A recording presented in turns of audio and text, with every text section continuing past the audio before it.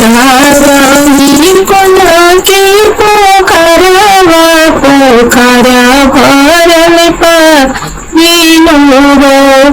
चारही कोना के पोखरवा पोखरा भरल पानीनु हो।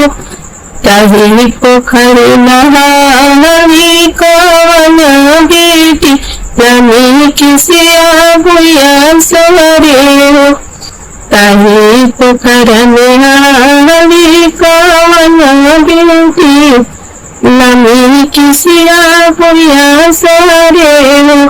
घोड़ा चरण दूरा पोखरा पर खड़ा भइल हो। घोड़ा चरण दूरा पोखरा पर खड़ा भइल। लगले निहारी सुरतिया पियसिया भूला गईले हो। लगले निहारी सुरतिया पियसिया भूला गईले हो। पानी पिए दुल्हा पानी पिए अवह पानी पिए दुल्हा पानी पिए पानी पी के घरे जाई हो। पानी पिए दुल्हा पानी पिए पानी पी के घरे जाई हो। देखिली पापा चाचा भैया तो घोड़ा उड़े छेकिले हो। देखिली पापा चाचा भैया तो घोड़ा उड़े छेकिले हो। का हो हनी तोहरे पापा तो कही तो चाचा हवनी हो। का हो हवनी तोहरे पापा तो कही तो हरे चाचा हवनी हो। का हो हवनी तोहरे भैया तो घोड़ा मोहरा छेकिली हो।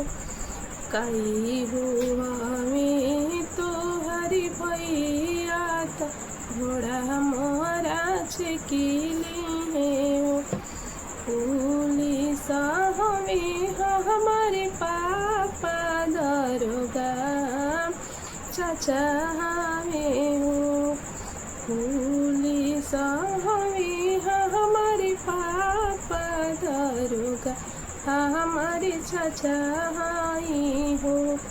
जेल के चिलरे हमारे भैया तो घोड़ा उड़े छेकिले हो।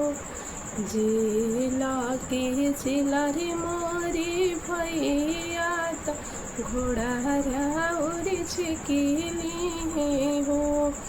पापा जी के करबो हाथ जोड़िया तो चाचा जी के पैया पड़बी हो। पापा जी के करबे हाथ जोड़िया तो चाचा जी के पैया पड़बो हो। भैया के करबो पाड़न मामा तो घोड़ा मोहरा छोड़ी दे हो। भैया के करबो पाड़न मामा तो घोड़ा मोहरा छोड़ी दे हो। ले हबहो घोड़ा भैया के करबो पाड़न मामा तो घोड़ा छोड़ाइले अभी हो।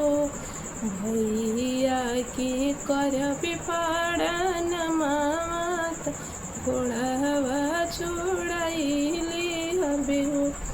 घोड़ा पर तो आके बैठाई हो।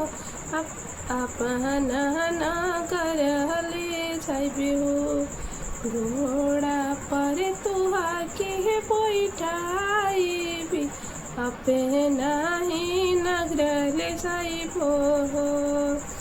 चारही कोना के पोखरवा पोखर भर पानी नु हो।